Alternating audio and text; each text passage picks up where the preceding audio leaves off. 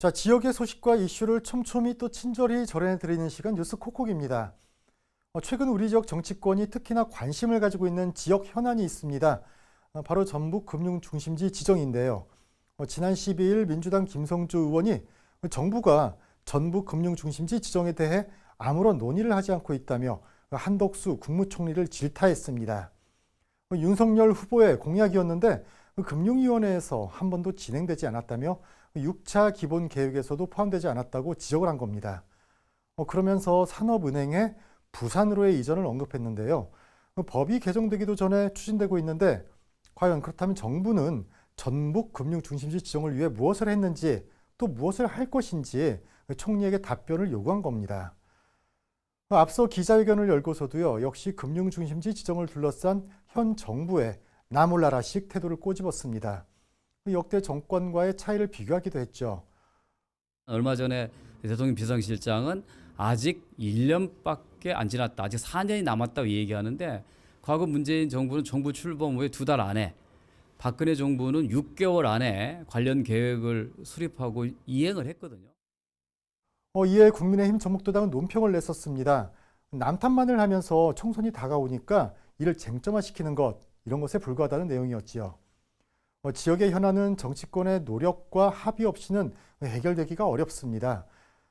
아무리 지역 균형 발전을 이야기한다고 해도요, 같은 이해관계를 놓고 여러 지역이 경쟁 경합을 할 경우에는 분명히 힘의 논리를 지배를 받게 됩니다. 정치에서의 힘의 논리는 인정하기 싫어도 그 표와 직결이 됩니다. 이런 와중에 전라북도의 처세가 눈에 띕니다. 2차 전지 산업에 도의 모든 행정력을 집중을 하고 있는데요. 다른 지역보다 경쟁력을 확보하고 있고 또 그런 만큼 실현 가능성이 높기 때문입니다. 그 가시적인 성과도 나타나고 있다는 점 역시 고무적입니다. 정치 쟁점에서는 거리를 약간 두면서도 경쟁력이 있고 그럼으로써 당장 가능한 곳에 그 역량을 집중하겠다는 것이겠죠. 2차 전지는 우리 생활 전반에 쓰이고 있기 때문에 그 수요가 높은 미래 먹거리 산업입니다. 새만금 부지가 대체 불가능한 어떤 강점으로 작용도 하고 있고요. 그럼에도 불구하고 터덕거리고만 있는 이런 개발 논란도 해소할 수 있기 때문에 일거양득일 수밖에 없습니다. 또 인센티브 측면에서도 법인세 감면이 가능한 새만금 지구가 있기 때문에 이런 점이 매력으로 느껴지지 않았을까 합니다. 물류 그다음에 유틸리티가 굉장히 풍부합니다. 예를 들면 용수, 전력 그리고 폐수 처리에 있어서 다른 지역보다는 우위를 점하고 있습니다. 자, 민선 8기에 들어서만 13개 기업이 3조 6천억 원의 투자 유치를 했습니다.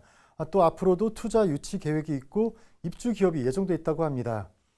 선택과 집중 전략을 유연하게 구사함으로써 실사구시라는 도정 방향을 이끌어내려 하는 전라북도의 모습. 지역 균형 발전은 당연한 말이지만 그럼에도 정치적 맥락의 구호로 이용되기도 쉽습니다. 인구와 산업 생태계, 교통 등의 인프라가 차이가 있기 때문에 무조건적인 투자를 요구하기도 쉽진 않지요. 실제 지역이 할 수 있고 또 경쟁력이 있는 현안이 무엇인지 찾아내 먼저 공략하는 게 중요합니다. 물론 금융 중심지 등 여러 현안 해결을 위한 노력도 계속되어야겠죠. 자, 지금까지 뉴스 콕콕이었습니다.